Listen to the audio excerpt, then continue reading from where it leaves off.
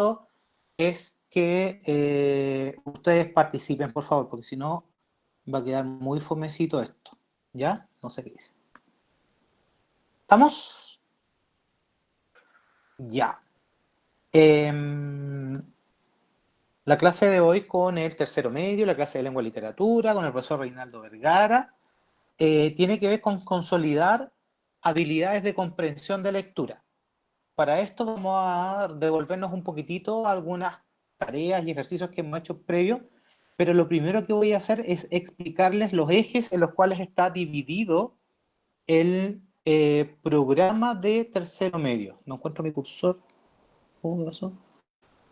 El programa de tercero medio tiene tres grandes ejes: comprensión, producción e investigación. ¿Qué es lo que pasa? Que hasta ahora la prueba que hay, la que se ha llamado prueba de transición, es solamente de competencias lectoras, es decir, solamente de comprensión de lectura. No hay producción porque ya no está plan de redacción ni conectores. Ya, si es necesario para el próximo año, vamos a rebajar las tareas de escritura y vamos a dedicarnos más a la comprensión. Según yo, hasta ahora no va a ser necesario porque creo que hemos leído harto, no debería ser. Y el tercer y último eje es de investigación, y tuvimos la suerte, no tanto suerte porque igual estaba planificado a propósito, de que la unidad 0 tenía que ver con investigación también. Por lo tanto, nos estamos asegurando de que los tres ejes que debería tener tercero medio los estamos completando. ¿Ya? ¿Dudas hasta aquí?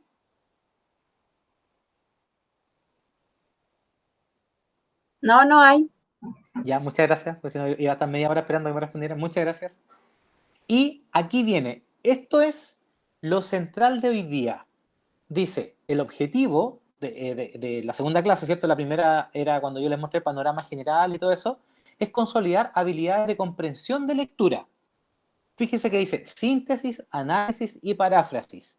Pregunto yo a cualquier alma caritativa que me quiera responder, ¿qué es la síntesis? La idea general del texto.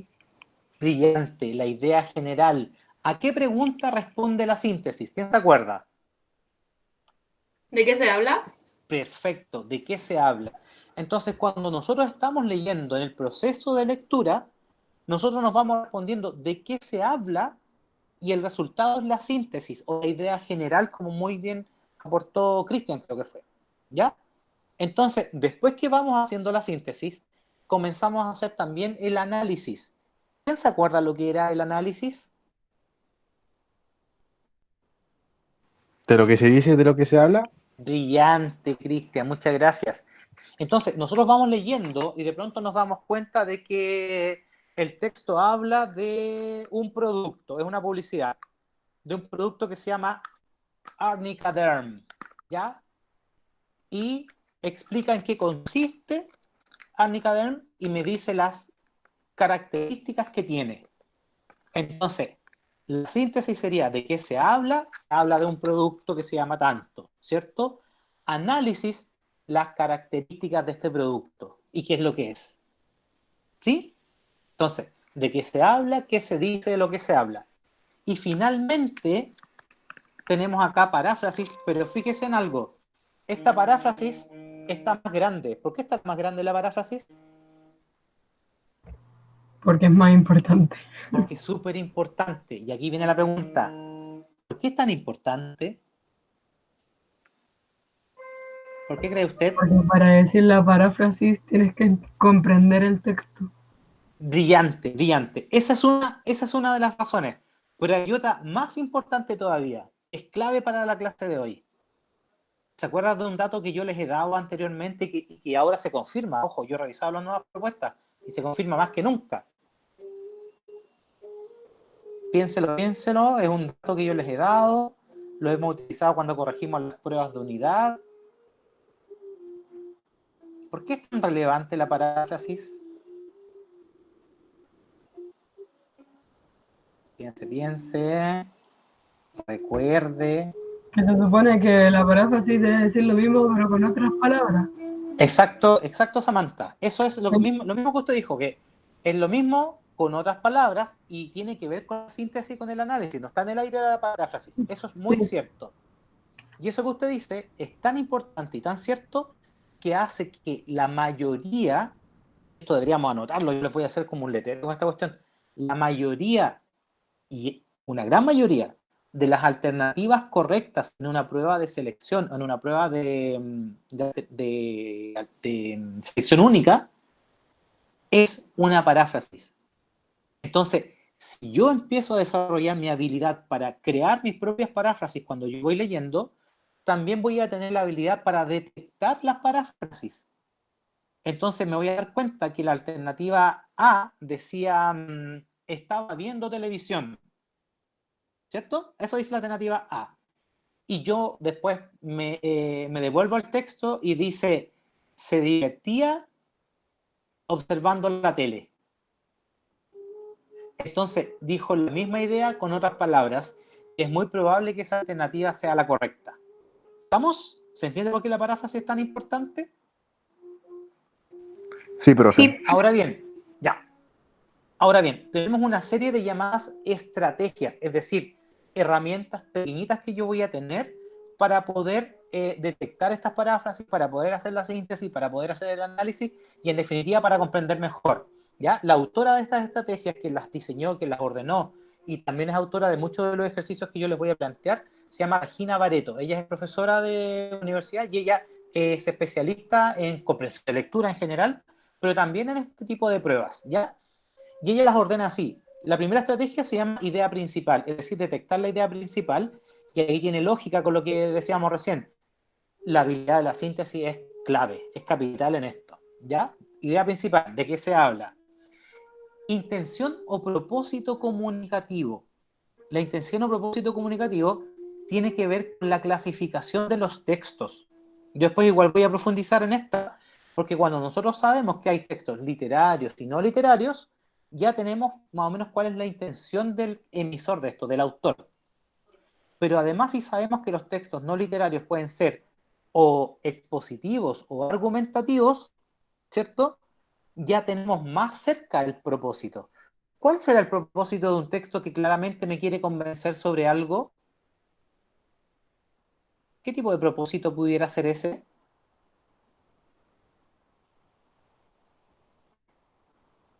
Cuando quieren convencer, ¿se acuerda cómo se llama ese tipo de texto?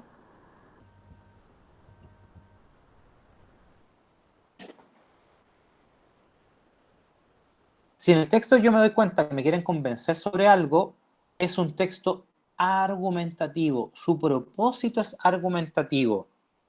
¿Y cuál sería el propósito de un texto en el cual me quieren explicar algo? ¿Cómo se llama este tipo de texto? Que me intentan explicar algo. Expositivo. Brillante, brillante. Entonces, cuando sabemos que existe lo argumentativo, lo expositivo y lo literario, tenemos más herramientas para descubrir la intención o el propósito comunicativo del emisor. La otra estrategia se llama tono. Y hay algunos textos que se nota como cierta ironía en ellos. Entonces, tengo que ser capaz de darme cuenta si tiene un tono irónico, un tono humorístico, si tiene un tono de denuncia, ¿ya? Ese tipo de cosas tengo que ser capaz de detectarla también de los textos. Ahí yo después les voy a mostrar unos ejemplitos sobre eso. Esta es clave. Tesis. ¿Quién se acuerda lo que era la tesis?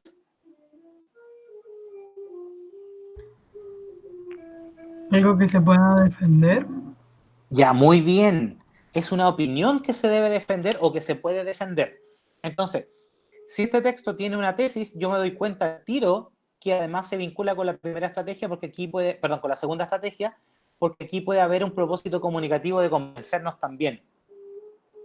Después dice leer en red. Esta va a ser, según yo, porque estoy revisando los resultados de las pruebas del año pasado, una de las estrategias que nos va a costar un poquitito consolidar, porque implica entender bien, por ejemplo, cuál es la relación del primer párrafo con el segundo, o del primer párrafo con el último. Es más, la PSU tiene un tipo de pregunta que dice, ¿cuál es la relación del tercer párrafo en relación al segundo? Y las alternativas son súper raras porque están como con una tablita, ¿ya? la próxima clase yo les voy a explicar en detalle una de esas preguntas para que la entendamos bien cómo se leen y cómo se responden. Esta palabra es clave, inferencias. ¿Qué es una inferencia?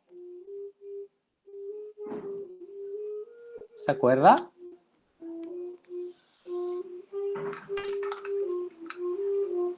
Recuerda que estamos repasando algunas cositas. ¿Qué es una inferencia? Hablamos de la llamada inferencias puente en segundo. Una inferencia es una conclusión. Tiene que ver con lo implícito de un texto. ¿Ya? Recuerde que lo explícito es lo que se dice ahí directamente y lo implícito es lo que se da a entender. ¿Ya? Y ahí en lo que se da a entender están las inferencias. Muy presentes en los textos literarios, por ejemplo. Después viene que se llama esta estrategia que se llama organización de las ideas y tiene que ver con el leer en red. Y eso tiene que ver con los tipos de párrafo, donde dice problema-solución, causa-consecuencia, enumeración descriptiva. Son tipos de párrafo que me ayudan a mí a ordenar las ideas, ¿cierto? A organizarlas, pero además me ayudan a detectarlas cuando estoy leyendo. ¿Ya? Esa estrategia también es súper útil. Título. La estrategia del título es clave porque me ayuda de partida a establecer la síntesis y el análisis de qué se habla y qué se dice de ello. Me ayuda a establecer el eje de un texto y por lo tanto cómo se va a organizar. Poner mucha atención al título es clave en este proceso. Interpretar expresiones. ¿Qué quiso decir el personaje cuando le dijo al otro que? Esa es una expresión, ¿ya? No es lo mismo que el vocabulario contextual porque aquí tiene que ver con un grupo de palabras. En cambio, el vocabulario contextual que aquí viene nos pregunta por la función de una palabra, pero no una palabra en el aire, sino que una palabra en el contexto, ¿ya? ¿Todos entienden lo que significa vocabulario contextual y no vocabulario así solo? ¿Hay alguien que no lo entienda? Lo que significa vocabulario contextual. Significa aquí que la palabra no está en el aire, no me preguntan por la definición de una palabra sola, sino que me preguntan por la función, por el significado de una palabra en un texto, en un párrafo determinado, pero a veces no solamente lo que necesito saber lo que está antes y después de la palabra, sino que a veces todo el texto me ayuda a entender la función de esa palabra. Hasta aquí, ¿hay alguna duda, alguna de estas estrategias que requiera que la explique de nuevo? No, profe. No, profesor. Ya, muchas Profe, gracias. Igual después las vamos a ir retomando de a poquitito con ejemplos claros y todo ese caso. Yo creo que incluso podría tomar cada estrategia con una pregunta. Ya ahí me tienen que decir ustedes si es que eso les pudiera servir después. profe, Dígame. antes de seguir, hay un compañero que quiere entrar. Ah, pero deme un minutito porque si me salgo de esto, no sé si la grabación va a seguir. ¿Ya? Total, dígale a esa persona que quiere entrar que justo estamos grabando para gente como él, para gente que se pierde las explicaciones. Ya, bueno, ya le digo. ¿Ya? Y aquí estamos terminando ya la explicación en todo caso. Ok. Y aquí yo les quiero llamar a la atención sobre un concepto. Esta llamada prueba de transición, ¿cierto? Que no sabemos si va a ser transición o no, eso dejémoslo en duda. Fíjese cómo se llama. Se llama prueba obligatoria de competencia lectora. Les pregunto yo a ustedes, ¿qué entienden por competencia lectora? ¿Qué será la competencia lectora? El que tiene mejor puntaje. Ya, bien, pero no es un tema como de competir unos con otros, ya, eso yo creo que lo había explicado, sino que ver cuán competente soy yo con la lectura. Es decir, la competencia es una habilidad puesta en contexto, es una habilidad aplicada. Entonces, si a mí me piden que yo demuestre que soy competente, me van a pedir que lo demuestre aplicándolo. Y por eso que la prueba va a tener una serie de textos y un conjunto de preguntas. ¿Cuál va a ser nuestra misión? Prepararnos para entender que esos textos son diferentes y que van a tener distintas funciones y después, a modo de estrategia, darnos cuenta que hay distintos tipos de preguntas y entender que el tipo de pregunta va a disponerme a mí para encontrar cierto tipo de alternativa. Y vamos a trabajar también los tipos de distractores, porque muchas veces los distractores son tan buenos que uno se confunde, ¿ya? Los distractores son las respuestas que no son correctas. Supongamos en una alternativa, en una pregunta la correcta es la C, la A, la B, la D y la E son distractores y los vamos a estudiar también después en detalle. Ya habíamos empezado, pero ahora lo vamos a retomar. ¿Preguntas hasta aquí? No. Ya. Terminamos entonces y voy a detener la grabación y vamos a dejar entrar al Sebastián Silva. Sebastián quedó grabado que llegó tarde. ¿Quién más llegó? Pucha, no alcancé a leer el otro que llegó ahí, pero denme un minutito para detener la grabación, que no sé de dónde se detenía. Y detener grabación.